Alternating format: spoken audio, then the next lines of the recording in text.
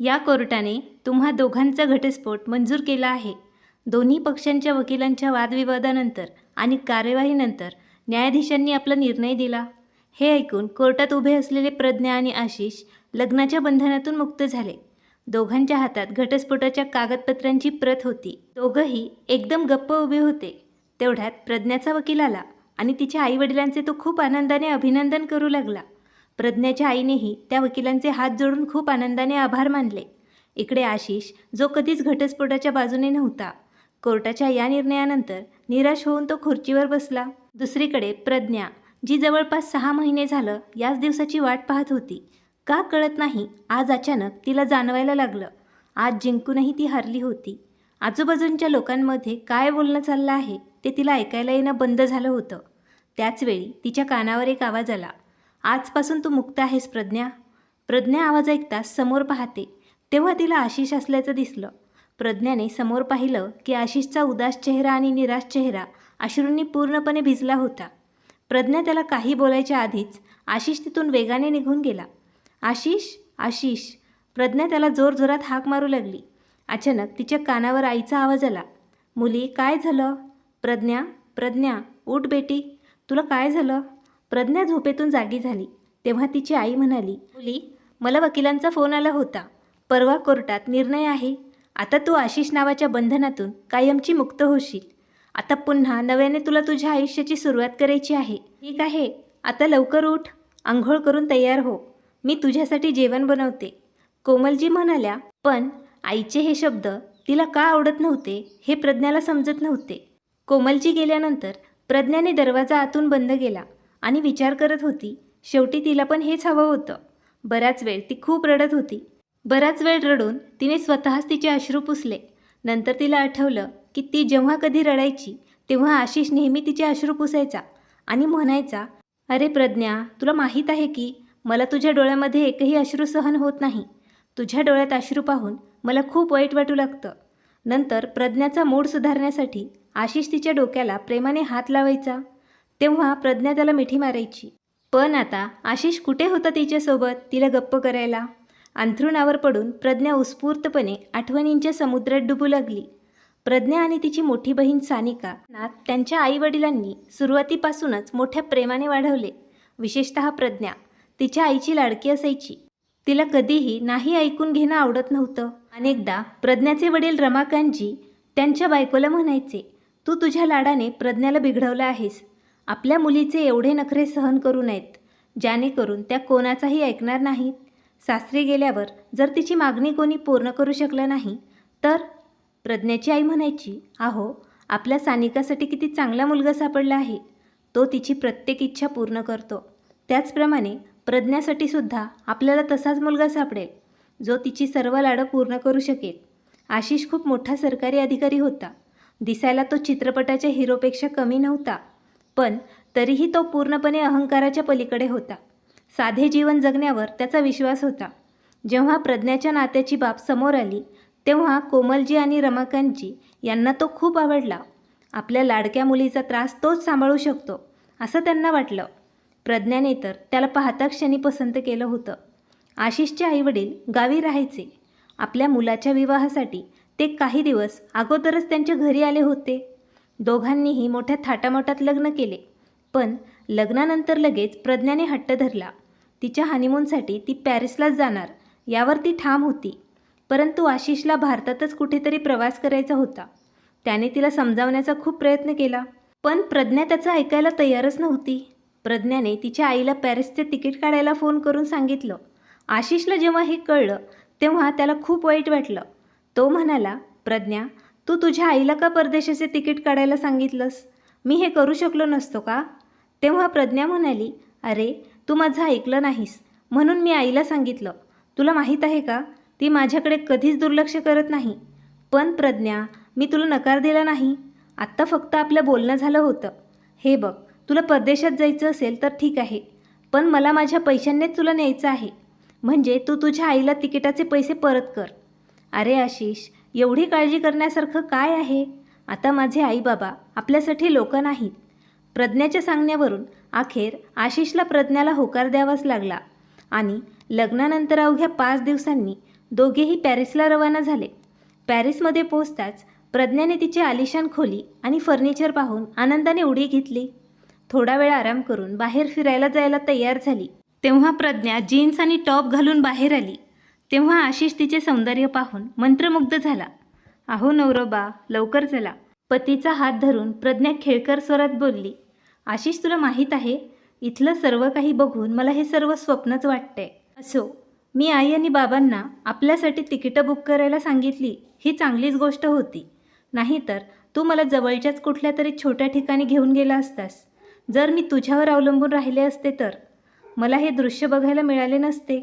नकळत प्रज्ञा हे सर्व बोलत होती, परंतु आशिषला खूप वाईट वाटले. परंतु तो तिला काहीच बोलला नाही. आणि दुसरीकडे प्रज्ञा फक्त तिच्याच नादात मग्न होती. आशिषला सुद्धा चांगलंच माहीत होतं की प्रज्ञा नकळतपणे अशा गोष्टी बोलते, पण तिचं मन खूप चांगलं आहे. आणि असो, त्याला तिचा हाच निरागसपणा आवडला होता. त्याने प्रज्ञाला तिच्या सर्व उणिवांसोबत स्वीकारलं होतं. असेच दिवस निघून गेले. प्रज्ञा आणि आशिष एकमेकांसोबत खूप खुश होते. जेव्हा तो भारतात परत आला तेव्हा कोमलजी त्यांना घेण्यासाठी ड्रायव्हरसह विमानतळावर पोहोचल्या आणि त्या म्हणाल्या, आज तुम्ही दोघं आमच्या घरी या, जेवण तयार आहे. तेव्हा आशिष म्हणाला, अहो आई, नाही, घरी आई बाबा पण आमची वाट बघत आहेत. आईने पण जेवण बनवलं आहे. 2-3 दिवसांनी ते गावी परत जातील, नंतर आम्ही येऊ. अरे बेटा, पण मी एवढ्या प्रेमाने जेवण बनवलंय, कोमलजी म्हणाल्या. तेव्हा प्रज्ञाही तिच्या आईसोबत जाण्याचा हट्ट करू लागली. ठीक आहे प्रज्ञा, जर तुला जायचं असेल तर तू जाऊ शकतेस, पण मला घरी जावं लागेल. उद्या सकाळी ऑफिससाठी मला लवकर घरून निघावं लागेल. असं बोलून आशिष त्याच्या घरी गेला. प्रज्ञाचे वडील रमाकांतजी यांनी प्रज्ञाला त्यांच्या घरी पाहिलं. तेव्हा त्यांनी तिचे सांत्वन केले आणि म्हणाले, मुली, तू आधी सासरच्या घरी जायला हवं होतं. तुझे सासू आणि सासरे तुझी वाट पाहत असतील. तेव्हा कोमलजी त्यांना दटावत म्हणाल्या, अरे तुम्ही पण कसे आहात? आपली मुलगी इतक्या दिवसांनी माहेरी आली आहे, तरीही तुम्हाला तिची तब्येत विचारण्याऐवजी तिला सासरी पाठवायचं आहे. सासर कुठे पळून जात आहे? अगोदर मला आपल्या मुलीला भेटू द्या. असं म्हणत कोमलजी यांनी आपल्या मुलीच्या डोक्याला हात लावायला सुरुवात केली. वडिलांच्या सांगण्यावरून प्रज्ञा दुसऱ्या दिवशी सकाळी तिच्या सासरी निघून गेली. दुसऱ्या दिवशी सकाळी आशिष प्रज्ञाला झोपेतून उठवत म्हणाला, अगं प्रज्ञा, उठ, सकाळचे 10 वाजलेत. आईबाबांना काय वाटेल? तेव्हा प्रज्ञा म्हणाली, अरे आशिष, आत्ताच नाही, मला आता अजून झोपायचं आहे. इतका लांबचा प्रवास होता, माझा थकवा अजून उतरला नाही. आशिष ऑफिसला जायला तयार झाला आणि रूमच्या बाहेर आला. आईने नाश्ता बनवला होता. तेव्हा आशिष म्हणाला, आई, प्रवासाने ती थकली आहे, त्यामुळे प्रज्ञा अजून उठली नाही. अरे काही हरकत नाही बेटा, सुनेला झोपू दे. त्यांचा मुलगा आणि सून त्यांच्या हनीमूनवरून परतल्यानंतर आशिषचे आईवडील त्यांच्या घरी आठवडाभर थांबले. परंतु प्रज्ञाने त्यांना एक दिवसही स्वयंपाक करून खायला दिला नाही. कधी ती खरेदीसाठी बाजारात जायची, तर कधी बाहेर फिरायला जायची आणि काही नाही तर आईला भेटायला तिच्या माहेरच्या घरी जायची. तिच्या सासू सासऱ्यांना माहीत होतं प्रज्ञा मनाने वाईट नाही. प्रज्ञा अनेकदा त्यांच्या जवळ बसायची आणि त्यांच्याशी खूप गप्पा करायची. त्यांच्याशी तिला एक खास ओढ निर्माण झाली होती. तिचे सासरे आणि सासू गावी परत जाऊ लागले तेव्हा प्रज्ञाने त्यांना मिठी मारली आणि ती खूप रडत होती. सासू सासरे गेल्यानंतर प्रज्ञाला घरात एकटेपणा वाटू लागला. परंतु आशिष त्याच्या कामात खूप व्यस्त होता. एके दिवशी प्रज्ञा आशिषला म्हणाली, आपल्याला कुठेतरी बाहेर जाऊन खूप दिवस झाले आहेत. एक नवीन चित्रपट लागला आहे. एक काम करूया, आज संध्याकाळी तुम्ही लवकर घरी या. अगोदर आपण चित्रपट बघायला जाऊ, नंतर बाहेरच जेवण करू. प्रज्ञा इतकी उत्तेजित झाली होती की आशिषला तिला नकार देणे योग्य वाटले नाही. त्यामुळे तो हो म्हणाला. प्रज्ञा अगदी आनंदाने बाहेर जायला तयार होऊ लागली. संध्याकाळी तिने सुंदर सलवार सूट घातला होता आणि चांगला मेकअप केला.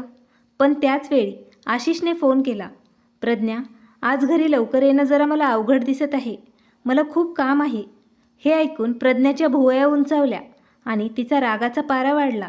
त्याचवेळी ती तिच्या आईच्या घरी निघून गेली. सर्व हकीकत सांगताना ती ढसाढसा रडत होती. तिच्या वडिलांनी तिला प्रेमाने समजावून सांगितलं की आशिषला काही महत्त्वाचं काम आलं असेल, त्यामुळे तू असं नाराज होणं योग्य नाही. तेव्हा कोमलजी म्हणाल्या, असं काय महत्त्वाचं काम आलं आहे? माझी मुलगी त्याच्या घरची मोलकरीण नाही, जी दिवसभर त्याच्या घरची सगळी कामं करत राहते आणि तो तिला एक दिवसही सिनेमा बघायला घेऊन जाऊ शकत नाही. चल मुली, आज आपण दोघी खरेदीला जाऊया. आज रात्रीचे जेवण पण आपण बाहेरच करूया. तिच्या आईने हे सांगताच प्रज्ञा आनंदाने हसू लागली. आई, माझं तुझ्यावर खूप प्रेम आहे. तुला माझ्या आनंदाची खूप काळजी आहे. असं म्हणत प्रज्ञाने तिच्या आईला मिठी मारली. प्रज्ञा तिच्या आईसोबत शॉपिंगला गेली. पण दुसरीकडे आशिषने पटकन आपलं काम उरकायला सुरुवात केली. हा विचार करून की आपण दुसऱ्या दिवशी चित्रपट बघू, परंतु मी माझ्या पत्नीला बाहेरच जेवायला आज घेऊन जाईल.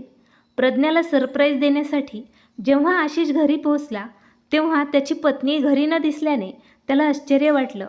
त्याने लगेच प्रज्ञाला फोन केला. तेव्हा ती म्हणाली, अरे सॉरी आशिष, आता मी आईसोबत जेवायला बाहेर आले आहे. हे ऐकून आशिष उदास झाला. परंतु प्रज्ञा, तू मला एकदा फोन करून हे सांगायला हवं होतं. आशिष म्हणाला, अरे आशिष, मला तुला सांगायचं लक्षातच राहिलं नाही. आणि तसं पण तू माझा मूड खराब करण्यात कोणतीही कसर सोडली नाहीस. ती माझी आई आहे जी माझी खूप काळजी घेते. दुपारच्या जेवणासाठी केलेला राजमा भात घरात शिल्लक आहे. तू गरम करून खाऊन घे. थोड्याच वेळात मी घरी पोहोचेन. प्रज्ञाच्या या विधानाचं आशिषला खूप वाईट वाटलं. न जेवण करता तो पलंगावर पडून राहिला. काही वेळाने प्रज्ञाही घरी परतली. दुसऱ्या दिवशी आशिष ऑफिसला जायला निघताच प्रज्ञा म्हणाली, आशिष, माझी तब्येत ठीक नाही आहे. आणि पटकन वॉश बेसिनकडे ती गेली. नंतर आशिषला जरा प्रज्ञाची काळजीच वाटली. प्रज्ञा, आजकाल तू बाहेरचं खूप जेवत आहेस, त्यामुळे कदाचित अपचनाची तक्रार आली असावी. अगोदर मी तुला डॉक्टरांकडे घेऊन जातो, नंतर ऑफिसला जातो. आशिषने ऑफिसला फोन करून यायला उशीर होईल असं सांगितलं आणि प्रज्ञाला डॉक्टरांकडे तो घेऊन गेला. काही वेळात डॉक्टरांनी आशिषला केबिनमध्ये बोलावले. घाबरून आशिषने डॉक्टरांना विचारले, डॉक्टर, सर्व काही ठीक आहे ना? तेव्हा डॉक्टर हसत हसत म्हणाले, ते नाही आशिषजी, काळजी करण्यासारखं काही नाही. आनंदाची गोष्ट आहे, तुझी पत्नी आई होणार आहे. हे ऐकून आशिषच्या आनंदाला परावर उरला नाही. प्रज्ञा मात्र काळजीत पडली. दोघेही गाडीत बसून घरी पोचल्यावर प्रज्ञा आशिषला म्हणाली, आशिष, मला आत्ताच मूल नको होतं. तिचं हे विधान ऐकून आशिष स्तब्ध झाला आणि नंतर प्रेमाने समजावत म्हणाला, प्रज्ञा, तू हे आत्ता बोलत आहेस, परंतु बघ, जेव्हा आपलं मूल या जगात येईल तेव्हा याच्यावर सगळ्यात जास्त प्रेमाचा वर्षाव करणारी तूच असशील. नंतर तू मला पण विसरशील. पतीच्या खांद्यावर डोकं ठेवून ती काही वेळ अशीच बसून राहिली. जेव्हापासून आशिषला ही आनंदाची बातमी मिळाली होती तेव्हापासून प्रज्ञाला कोणत्याही गोष्टीचा ताण येऊ नये यासाठी तो सर्वतोपरी प्रयत्न करत होता. तिला दिलासा देण्यासाठी आशिषने घरी एक पूर्ण वेळ मोलकरीण ठेवली होती. आत्ता 1 आठवडा पूर्ण झाला होता. तेव्हा प्रज्ञाला तिच्या एका मैत्रिणीचा फोन आला. काही वेळ इकडच्या तिकडच्या गप्पा झाल्यावर प्रज्ञाने तिला सांगितलं की ती आई होणार आहे. हे ऐकून तिची मैत्रीण संमिश्र भावनेने तिला म्हणाली, काय बोलतेस Pragya? What are you saying? Pragya, असा मूर्खपणा तू कसं करू शकतेस? तुझे नुकतेच लग्न झाले आहे. हा वेळ आयुष्याचा आनंद घेण्यासाठी आहे आणि आता तू या सर्व समस्यांमध्ये अडकणार आहेस का? प्रज्ञा, एक गोष्ट नेहमी लक्षात ठेव, ही वेळ आयुष्य एन्जॉय करण्याची आहे. एकदा का तुझं मूल या जगात आलं की तुझं स्वातंत्र्य संपून जाईल. स्वतःचं आयुष्य जगणे तर विसरूनच जातो. मैत्रिणीचं म्हणणं ऐकून प्रज्ञा म्हणाली, अरे काय सांगू यार, मलाही या सगळ्यात आत्ताच अडकायचं नव्हतं, पण आता काय करू, काहीच समजत नाही आहे. ही बातमी ऐकून माझे पती आशिष इतके खुश झालेत की मी तुला सांगूच शकत नाही. ओ हो प्रज्ञा, या माणसांचं काय, मुलं झाल्यानंतर खरा फरक स्त्रीच्या आयुष्यात येतो. संपूर्ण शरीराचं संतुलन बिघडतं. आयुष्यात खूप गडबड होते. तू माझं ऐक, अजूनही उशीर झालेला नाही. आत्ता तू या समस्येतून मुक्त होऊ शकते. फोन ठेवल्यानंतर प्रज्ञा विचारात हरवली. एकीकडे ती आशिषच्या आनंदाचा विचार करू लागते, तर दुसरीकडे तिच्या आयुष्याच्या स्वातंत्र्याचा विचार करून ती काळजी करू लागते. बराच वेळ विचार करून शेवटी ती एका निर्णयावर पोचली. तिने तिच्या आईला कॉल केला आणि त्यांना संपूर्ण गोष्ट सांगताना तिने स्पष्ट केलं की तिला हे मूल आत्ता नको आहे. हे ऐकून तिच्या आईनेही तिला आधार दिला आणि म्हणाली, मुली, जे तुला आनंद देईल तेच तू कर. तुझ्या प्रत्येक निर्णयात मी तुझ्यासोबत आहे. जेव्हा संध्याकाळी आशिष घरी परतल्यावर प्रज्ञा त्याला म्हणाली, आशिष, मी ठरवलंय, प्रज्ञाचं म्हणणं ऐकून आशिष आश्चर्याने तिच्याकडे पाहू लागला. पण प्रज्ञा, तू ठरवलं काय? हेच, मला हे मूल आत्ता नको आहे. आशिषला ते ऐकताच त्याच्या कानात कोणीतरी गरम शिसे ओतल्यासारखं वाटलं. काय म्हणालीस? तू असा विचार तरी कसा करू शकतेस? अगं, आई होणं म्हणजे प्रेमाचे मूर्तिमंत रूप आहे आणि तू आमच्या चिमुकल्याला मारायला तयार झाली आहेस का? नंतर आशिषने स्वतःच्या रागावर नियंत्रण ठेवलं आणि तिला समजवत तो म्हणाला, हे बघ प्रज्ञा, आपल्या बाळाची सर्व जबाबदारी फक्त तुझीच राहणार नाही. जेव्हा तो रात्री उठेल तेव्हा मी त्याच्याबरोबर जागा होईल. मी पण त्याला सांभाळून घेईल. जर त्याने त्याचे कपडे घाणेरडे केले तर मी त्याचं डायपर देखील बदलून देईन. त्याला भूक लागली तर मी दुधाची बाटलीही तयार करेल. मी तुला कुठलाही त्रास होऊ देणार नाही. अरे कम ऑन आशिष, असं बोलून मला इमोशनली ब्लॅकमेल करायची गरज नाही.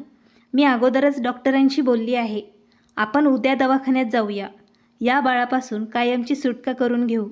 प्रज्ञाचे हे शब्द ऐकून आशिषचा संयम सुटला आणि तो जोरात ओरडला, तू असा विचारही कसा करू शकतेस की मी तुला या घृणास्पद कृत्यात साथ देईल? तेव्हा प्रज्ञा म्हणाली, ठीक आहे आशिष, मला तुला सांगायचं होतं ते मी तुला सांगितलं आहे. तर तू माझ्याबरोबर ये किंवा नाही, तुझी मर्जी. पण कायदेशीररित्या मला माझ्या मुलाला ठेवायचं की नाही हे ठरवण्याचा पूर्ण अधिकार मला आहे. तेव्हा आशिष रागाने थरथरत म्हणाला, प्रज्ञा, माझा या मुलावर तितकाच अधिकार आहे. म्हणजे तू एकटी त्याचं आयुष्य ठरवू शकत नाहीस. आशिष, आता मला कोणत्याही वादात पडायचं नाही. मी जे ठरवलंय तेच करणार. असं म्हणत प्रज्ञा पलंगावर जाऊन झोपली. पण आशिषच्या डोळ्यातून झोपच गायब झाली होती. त्याने ती रात्र मोठ्या कष्टाने काढली आणि दुसऱ्या दिवशी सकाळी प्रज्ञाच्या घरी त्याने फोन केला. त्यावेळी प्रज्ञाचे वडील घरी होते. त्यांनी फोन उचलला तेव्हा आशिषने त्यांना प्रज्ञाच्या आई होण्याबद्दल सांगितलं. तेव्हा ते म्हणाले, बरं, ही खूप आनंदाची गोष्ट आहे. तेव्हा आशिष म्हणाला, पण बाबा, तुमची मुलगी हे समजायला तयार नाही. तिला तिच्या मुलाला या जगात आणायचंच नाही. हे ऐकून प्रज्ञाच्या वडिलांनी तिला फोन करून खूप समजावले. तिचा निर्णय बदलण्याचा प्रयत्न केला, पण ती काही ऐकायला तयार नव्हती. काही वेळाने तयार होऊन तिचा पर्स उचलत ती म्हणाली, आशिष, मी शेवटचं विचारत आहे, तू माझ्याबरोबर येशील की नाही? पण आशिष काहीच बोलला नाही. ठीक आहे, मी हॉस्पिटलमध्ये जात आहे. मी तुझी वाट बघेन. तू नाही आलास तर मी समजेल तुला माझ्याशी काहीच नातं ठेवायचं नाही. त्यानंतर मी इथे परत कधीही येणार नाही. प्रज्ञा हॉस्पिटलमध्ये पोहोचली तेव्हा तिची आई तिथे तिची वाटच पाहत होती. सगळी तयारी झाली. काही वेळाने प्रज्ञाचा गर्भपात झाला. हे कळल्यावर काही वेळातच तिचे वडीलही तिथे पोहोचले. ती जेव्हा ऑपरेशन थिएटरमधून बाहेर आली तेव्हा प्रज्ञा इकडे तिकडे पाहू लागली. आशिष कुठेच दिसत नव्हता. प्रज्ञाने त्याला फोन करण्याचा प्रयत्न केला, पण त्याने तिचा फोन उचलला नाही. अप्रतिम, एवढा राग का येतो? जो माझ्याशी फोनवरही बोलत नाही. प्रज्ञा असं म्हटल्यावर तिचे वडील तिला म्हणाले, प्रज्ञा, आज तू जे काही केलंस ते पाहून आशिषच्या जागी दुसरं कोणी असतं तर तुझ्याशी बोलणं विसरून जा. त्याने तुझ्याशी संबंधही तोडले असते. खरं सांगायचं तर आज मला माझ्या संगोपनाची लाज वाटते. असं म्हणत ते उठून रूममधून बाहेर पडले. प्रज्ञाने आशिषला पुन्हा कॉल केला. बऱ्याच वेळानंतर फोन उचलला. तेव्हा तो म्हणाला, आता काय सांगायला फोन केलायस तू मला? की आपल्या प्रेमाचं प्रतीक तू या जगात येण्याआधीच उद्ध्वस्त केलंस? असो, एक प्रकारे ते चांगलंच होतं, कारण तू आई होण्यास योग्य नाहीस. अरे तुला काय माहीत आईचं प्रेम काय असतं? हे ऐकून प्रज्ञा रडक्या आवाजात म्हणाली, आशिष, मला घ्यायला कधी येणार आहेस? आपण एकत्र बसून आपले मतभेद दूर करूया. बस झालं प्रज्ञा, आता बोलण्यासाठी काहीच राहिलं नाही. जेव्हा तुला यायचं असेल तेव्हा तू ये, परंतु आता मी तुला घ्यायला येणार नाही. असं म्हणत आशिषने फोन ठेवला. तेव्हा प्रज्ञाच्या डोळ्यात अश्रू तरळले. तिची प्रत्येक मागणी पूर्ण करणारा तिचा नवरा इतका कठोर कसा झाला? त्याचवेळी तिची आई खोलीत आली आणि प्रज्ञाला असं रडताना पाहून ती म्हणाली, अरे काय झालं बेटा? माझी मुलगी अशी का रडत आहे? आई, आशिष माझ्यावर खूप रागावला आहे. ते म्हणतात की ते मला पुन्हा कधीच घ्यायला येणार नाहीत. काही गुन्हा केला आहे का? असं म्हणत प्रज्ञाने तिच्या आईला मिठी मारली आणि ती रडू लागली. नंतर तिची आई तिचे अश्रू पुसत म्हणाली, अरे तू दोषी आहेस असं कोण म्हणालं? तू काहीच चूक केली नाहीस. तुझी आई सदैव तुझ्यासोबत आहे. काळजी करण्याची काही गरज नाही. आईचे हे शब्द ऐकून प्रज्ञाला पूर्ण विश्वास बसला की तिने योग्य निर्णय घेतला आहे. आशिष नुसताच लहान गोष्टीचा डोंगर बनवत आहे. प्रज्ञा तिच्या आईसोबत तिच्या आईवडिलांच्या घरी आली होती. तिथे राहून ती प्रत्येक क्षण आशिषच्या येण्याची वाट पाहत होती.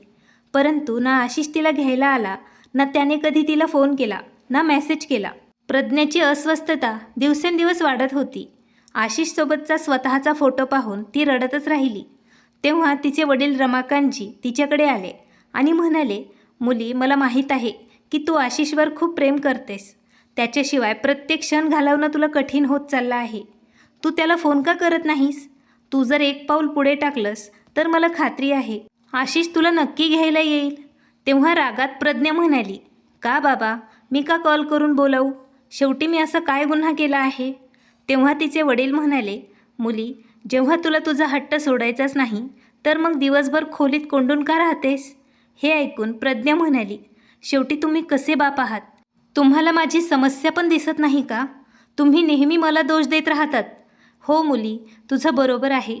मी असा कसा बाप आहे जो माझ्या मुलीला बरोबर आणि चुकीचा फरक देखील समजावून सांगू शकत नाही? आणि बाय द वे, तुला काय माहीत पालकांना त्यांचे मुलं किती महत्त्वाचे असतात? तू तुझ्याच मुलाचा. एवढं बोलून तिचे वडील गप्प झाले आणि खोलीतून बाहेर निघून गेले. वडिलांचं बोलणं ऐकून प्रज्ञाला तिच्या चेहऱ्यावर कोणीतरी जोरात चापट मारल्यासारखे वाटले. रमाकांतजींना माहीत होतं की त्यांचा जावई आशिष खूप हुशार आहे. म्हणून आपल्या मुलीचं नातं वाचवण्यासाठी त्यांनी आशिषला फोन केला. हॅलो बेटा, मला तुला काही बोलण्याचा अधिकार तर नाही. माझ्या मुलीच्या कृतीने माझ्याकडून हा अधिकारही हिरावून घेतला आहे. पण तरीही मी माझ्या मुलीच्या वतीने तुझी माफी मागतो. बेटा, मला माहीत आहे माझी मुलगी खूप हट्टी आहे, पण तिचं तुझ्यावर खूप प्रेम आहे, हेही इतकंच खरं आहे. मी हात जोडून विनंती करतो, आशिष बेटा, तू या नात्याला पुन्हा एकदा संधी दे. नाही बाबा, हे तुम्ही काय बोलत आहात? मी प्रज्ञाला अगोदरच सांगितलं होतं की हे घर तिचंच आहे. तिला पाहिजे तेव्हा ती इथे परत येऊ शकते. पण तरीही तुम्ही म्हणत असाल तर मी तिच्याशी पुन्हा एकदा बोलेन. माझ्या बोलण्याने आमचं नातं सुधारलं तर मला काही हरकत नाही. काही वेळाने आशिष प्रज्ञाला कॉल करतो. तेव्हा आशिषचा कॉल आलेला पाहून प्रज्ञाच्या चेहऱ्यावर हसू उमटले. तिने लगेच फोन उचलला आणि पलीकडून आशिषचा आवाज आला. हॅलो प्रज्ञा, तू कशी आहेस? काहीशी नाराजी व्यक्त करत प्रज्ञा म्हणाली, आशिष, इतक्या दिवसांनी तुला आज माझी आठवण आली का? माझी तब्येत ठीक आहे की नाही हे जाणून घेणंही तू आवश्यक समजलं नाहीस. असो, सोड. आता सांग, तू कसं काय फोन केला?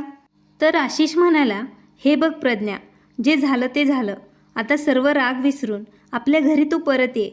तू म्हणालीस तर आजच संध्याकाळी तुला घ्यायला मी येईन. तेव्हा प्रज्ञा म्हणाली, आशिष, मला यायला काही हरकत नाही, परंतु मला वाटतं परत आपल्या दोघांमध्ये काही ताणतणाव निर्माण होऊ नये. तुला काय म्हणायचे? मला समजत नाही आहे प्रज्ञा. आशिषने हे विचारले. तेव्हा प्रज्ञा म्हणाली, याचा अर्थ असा की माझी एक अट आहे. माझी इच्छा असल्याशिवाय आपण कुटुंब नियोजनाचा विचार करणार नाही. हा निर्णय घेण्याचा अधिकार फक्त मलाच असेल. तेव्हा आशिष आश्चर्याने म्हणाला, ओ हो प्रज्ञा, आपलं पती पत्नीचं नातं आहे, मग या नात्यात अटी कुठून आल्या? मनमानीने वागून तू अगोदरच मोठी चूक केली आहेस. ठीक आहे आशिष, तू तुझ्या हट्टावर ठाम असशील तर मी तुझ्या घरी परत येणार नाही. प्रज्ञाने हे सांगताच आशिषला राग आला आणि तो म्हणाला, प्रज्ञा, तुझ्या बाबांच्या सांगण्यावरून मी आपल्या नात्याला पुन्हा एक संधी देण्याचा प्रयत्न केला. तू एवढी मूर्ख आहेस हे मला माहीत नव्हतं. अच्छा, ठीक आहे, म्हणजे तुला माझी आठवण आली नाही.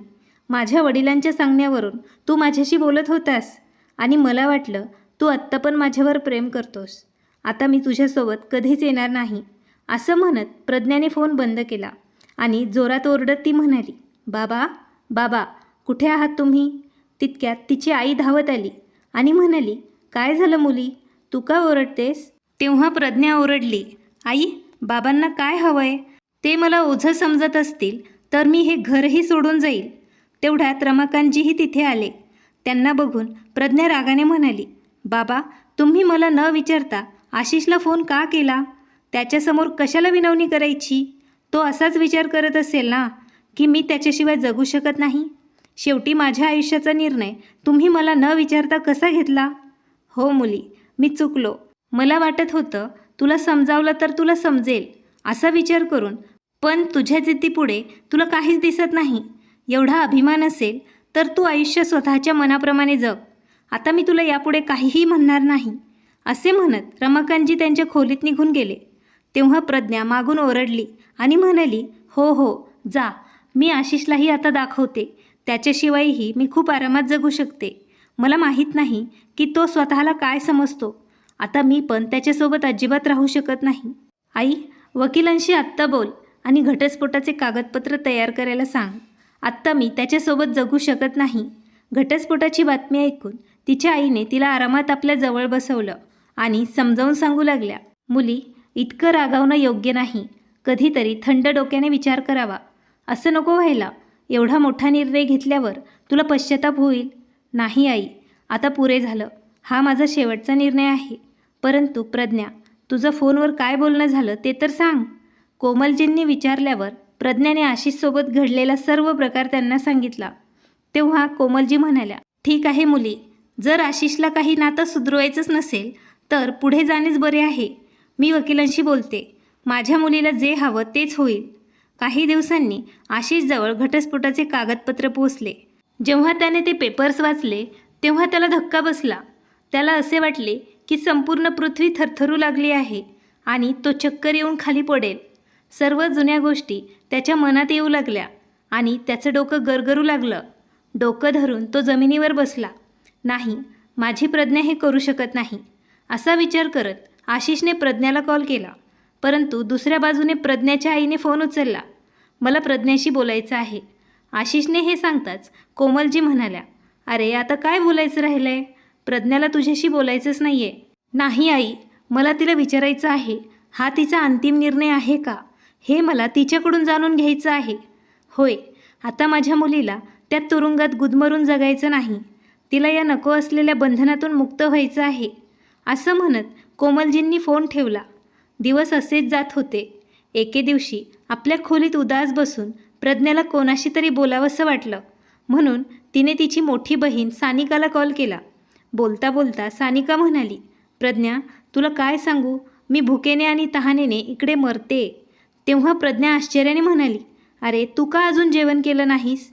अगं प्रज्ञा, तुला माहीत नसल्यासारखं का बोलत आहेस? आज करवा चौथ आहे आणि मी तुझ्या जिजूसाठी उपवास ठेवला आहे. तुला माहीत आहे, तुझ्या जिजूने मला माझ्या आवडीची एक अतिशय सुंदर साडी विकत घेतली आहे. सकाळी मी जेव्हा मेकअप करून तयार झाले तेव्हा तुझे जिजू माझ्याकडे एकटक लावून पाहत होते. आज रात्री आम्ही एका छान रेस्टॉरंटमध्ये जेवण करायलाही जाणार आहोत. करवा चौथचं नाव ऐकताच प्रज्ञाच्या हातून मोबाईल निसटला आणि तो खाली पडला. ती विचार करू लागली. भूक आणि तहानलेली असूनही सानिका खूप आनंदी दिसत होती. किती भाग्यवान आहे ती. अचानक प्रज्ञेच्या तोंडून हे शब्द बाहेर पडले. नंतर ती म्हणाली, भाग्यवान तर मी पण होते. काही वर्षांपूर्वीचीच गोष्ट आहे. करवा चौथला मी खूप उत्साहित होते.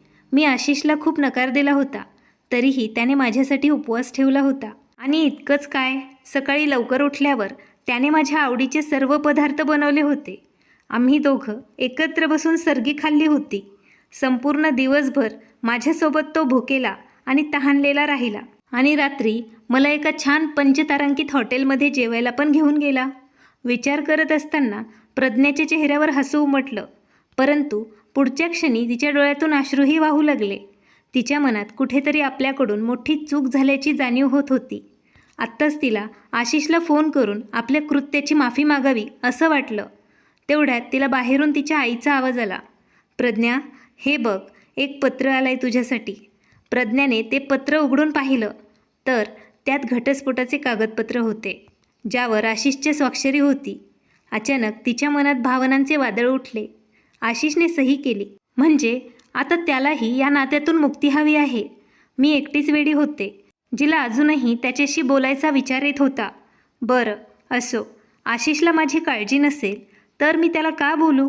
रागाच्या भरात तिने मोबाईल बेडवर फेकून दिला. काही दिवस असेच निघून गेले आणि एके दिवशी प्रज्ञा बाजारात गेली. तिथे तिची तीच मैत्रीण तिला भेटली. तिने पाहिलं की तिची मैत्रीण आधीपेक्षा थोडी बदलली होती. तिचे वजनही थोडे वाढलेले दिसत होते. जेव्हा प्रज्ञाने तिला याचे कारण विचारले तेव्हा तिच्या मैत्रिणीने हसत हसत तिला सांगितले की ती आई होणार आहे. मैत्रिणीकडून हे ऐकून प्रज्ञाला धक्का बसला, कारण याच मैत्रिणीने तिला आत्ताच आई होऊन बाळाच्या प्रेमात पडू नकोस असा सल्ला दिला होता. पण तू मला सल्ला देत होतीस की या संकटात पडण्याची काही गरज नाही आणि आता तूच आई होणार आहेस. हो प्रज्ञा, ते काय आहे ना, जर आपण आत्ता विचार केला नाही तर 1 वर्षानंतर आपल्याला आपल्या कुटुंबाचा विस्तार करण्याचा विचार करावाच लागेल. मग आत्ताच का नाही? हे ऐकून प्रज्ञाचे मन सुन्न झाले. यानंतर ती काहीच बोलू शकली नाही आणि थेट ती तिच्या घरी निघून आली. तिच्या मनात विचारांचे वादळ सुरू झाले. आज पहिल्यांदाच तिला स्वतः केलेला गुन्हा कळत होता. काही वेळाने तिची आई तिच्याकडे आली आणि म्हणाली, प्रज्ञा मुली, एक खूप चांगली बातमी आहे. वकिलांचा फोन आला होता. फक्त 2 दिवसानंतर पुढील न्यायालयीन सुनावणीत तुमचा घटस्फोट मंजूर होईल. आता तू या तुरुंगातून कायमची मुक्त होशील. तुला माहीत आहे मुली, मी तुझ्यासाठी एक मुलगा शोधला आहे. खूप चांगल्या कुटुंबातून आहे तो तुला त्याच्या डोळ्यांच्या पापण्यांवर ठेवेल. कोमलजी असं म्हणताच प्रज्ञा जोरात ओरडली, थांब आई, मला पुन्हा लग्न करायचं नाही. देवासाठी मला आत्ता एकटं सोड. किती तास निघून गेले माहीत नाही. पण प्रज्ञा नुसतीच तिच्या मोबाईलवर आशिषचा फोटो बघत होती. त्याचवेळी तिचे वडील रमाकांतजी तिच्या खोलीत आले आणि तिच्याजवळ बसले. त्यांनी प्रज्ञाच्या डोक्याला खूप प्रेमाने हात लावला. प्रज्ञाला तिच्या वडिलांचा स्पर्श जाणवताच ती त्यांना मिठीत घेऊन रडू लागली. तेव्हा रमाकांतजी म्हणाले, प्रज्ञा मुली, आज तू एवढी उदास का दिसत आहेस? तुला आनंद व्हायला हवा होता. शेवटी तुला जे हवं होतं तेच होत आहे. तेव्हा प्रज्ञा म्हणाली, नाही बाबा, मला माफ करा. तुम्ही बरोबर होतात. माझ्या हट्टीपणाने आणि अहंकाराने स्वतःला मी पूर्णपणे एकटं केलं आहे. मी त्या व्यक्तीला दुखावलं ज्याने मला प्रत्येक प्रसंगात साथ दिली. आता मला स्वतःचा तिरस्कार वाटायला लागलाय. कदाचित या गोष्टी तुला आधी समजल्या असत्या तर बरं झालं असतं. प्रज्ञा, तुला माहीत नाही, तुला अशा अवस्थेत पाहून माझ्या हृदयात काय चालू असेल. लग्न हे एक नातं आहे जे 2 व्यक्तींना एकाच धाग्याने बांधतं. अरे रे, तुला हे नातं सांभाळता आलं नाही, पण आता तू पूर्ण प्रयत्न कर हे नातं सांभाळण्याचा. आणि यावेळी आशिषसोबतचं तुझं नातं अशा गाठीत बांधून ठेव की ते सोडण्याचा प्रयत्न केला तरी ते सुटू शकणार नाही. प्रज्ञाला समजले तिचे वडील काय म्हणाले. तिने लगेच आशिषला फोन केला, पण फोनची रिंग चालूच होती. फोन कोणी उचलला नाही. 2-3 वेळा प्रयत्न करूनही प्रतिसाद काही आला नाही. तेव्हा प्रज्ञाने ठरवलं की ती दुसऱ्या दिवशी आशिषला भेटायला जाणार. दुसऱ्या दिवशी सकाळी ती तयार होऊन आशिषच्या ऑफिसमध्ये पोचली. पण तिथे पोचल्यावर तिला कळलं की आशिष एका महत्त्वाच्या मीटिंगमध्ये आहे. तिथे बसून प्रज्ञा आशिषचीच वाट पाहू लागली. मात्र सचिवांनी आशिषला कळवलं होतं की प्रज्ञा मॅडम तुम्हाला भेटायला आले आहेत, पण आशिष तिला भेटायला आला नाही. असेच 3 तास निघून गेले. मीटिंग संपल्यावर प्रज्ञा आत आली. तिचे डोळे लाल झालेले पाहून आशिषला समजलं होतं ती खूप वेळ रडली आहे. प्रज्ञा थरथरत्या आवाजात त्याला म्हणाली, आशिष, आपल्या या नात्याला आपण अजून एक संधी देऊ. एवढं बोलून ती पुन्हा रडायला लागली. नंतर आशिष म्हणाला, प्रज्ञा, तुझ्यासाठी लग्न बाहुलाबाहुलीच्या खेळासारखं असेल, पण माझ्यासाठी नाही. तू गेल्यावर मी पूर्ण तुटून गेलो होतो. आता मी मोठ्या कष्टाने स्वतःवर नियंत्रण ठेवू शकलो आहे. मला माफ कर प्रज्ञा. आता आपण एकत्र राहणं शक्य नाही. पत्नीच्या डोळ्यातील एकही अश्रू सहन न होणाऱ्या आशिषवर आज तिच्या रडण्याचाही काहीच परिणाम होत नव्हता. आता मी निघतोय प्रज्ञा, माझी आता मीटिंग आहे. असं म्हणत आशिष पटकन उठला आणि तिथून निघून गेला. प्रज्ञा त्याच्या वागण्याने थक्क झाली. गाडीत बसून आशिष खूप रडला. पत्नी प्रज्ञाचा कोमजलेला चेहरा पुन्हा पुन्हा त्याच्या डोळ्यासमोर येत होता. तो इतका दगड मनाचा कसा झाला? स्वतःला शांत करून त्याने प्रज्ञाचे वडील रमाकांतजी यांना फोन करून विचारलं, का बाबा, तुम्ही मला माझ्या प्रज्ञासोबत असं का वागायला सांगितलं? मला तिच्या डोळ्यात पश्चाताप स्पष्ट दिसत होता. तेव्हाच रमाकांतजी म्हणाले, बेटा, मला माहीत आहे की तिला तिच्या कृत्याचा पश्चाताप होत आहे, पण तिने तिच्या नातेसंबंधांना महत्त्व द्यावं असं मला वाटतं. जर मी तिचा बाप आहे तर तू पण माझा मुलगा आहेस आणि मला माझ्या मुलीने तुला पुन्हा असं तोडलेलं पाहायचं नाही. तिला सर्व काही सहज मिळालं तर त्याची किंमत तिला सहज कळणार नाही. मी तुला वचन देतो की आता तुझ्याकडे येणाऱ्या प्रज्ञाला कळेल नात्यांची कदर कशी करावी. आत्ता प्रज्ञा घरी आली असेल बेटा. आता मी फोन ठेवतो. काय झालं मुली, का रडतेस तू? कोमलजींनी विचारल्यावर प्रज्ञा म्हणाली, आई, आशिषने मला माफ केलं नाही. सगळं संपलं आहे. ठीक आहे, तर तू त्या आशिषला भेटायला गेली होतीस. त्याने माझ्या मुलीचे पुन्हा मन दुखवले आहे. पण मुली, तू काळजी करू नकोस. उद्या तुझी या पाषाण हृदयाच्या माणसापासून कायमची सुटका होईल. प्रज्ञेची आई रागाने म्हणाली. तेव्हा रमाकांतजींचा धीर सुटला. बस झालं कोमल, तू माझ्या मुलीला खूप फूस लावलेस. मला आश्चर्य वाटतं तुला तिची आई म्हणताना. अगं कोमल, एक आई आपल्या मुलीला कुटुंबात कसं जगायचं हे शिकवते, पण इथे तू तिचे आयुष्य उद्ध्वस्त करायला कारणीभूत ठरली आहेस. रमाकांतजी कडक आवाजात बोलले. तेव्हा कोमलला आश्चर्य वाटलं. तेव्हा प्रज्ञा म्हणाली, हो आई, बाबा एकदम बरोबर बोलत आहेत. यात आशिषचा काहीच दोष नाही. मीच अशी होते ज्याला त्याच्या प्रेमाची कदर नव्हती. त्याने मला नेहमी साथ दिली, मला त्याच्या हृदयात ठेवलं. पण मी काय केलं? त्याचवेळी जर मी योग्य निर्णय घेतला असता तर आज मी माझ्या पतीसोबत माझे जीवन आनंदाने जगत असते. पण आई, मला आश्चर्य वाटतं की जर मी माझा रस्ता चुकले होते तर तू मला योग्य मार्ग का दाखवला नाहीस? माझ्या प्रत्येक चुकीच्या निर्णयाला तू योग्य ठरवत राहिलीस. प्रज्ञा आज बोलतच होती आणि तिची आई एखाद्या गुन्हेगारासारखी डोळे मिटून सगळं ऐकत होती.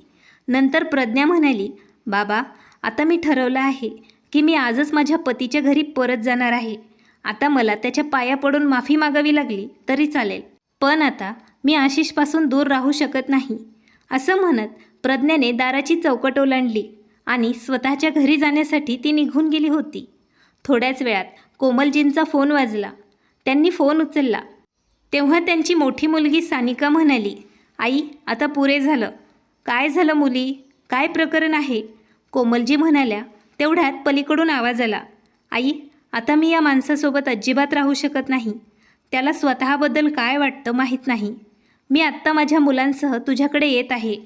हे ऐकून कोमलजी रागाने तिला म्हणाल्या, सावधान, पतीशी भांडण करून इथे आलीस तर पतीशी शांततेत चर्चा कर.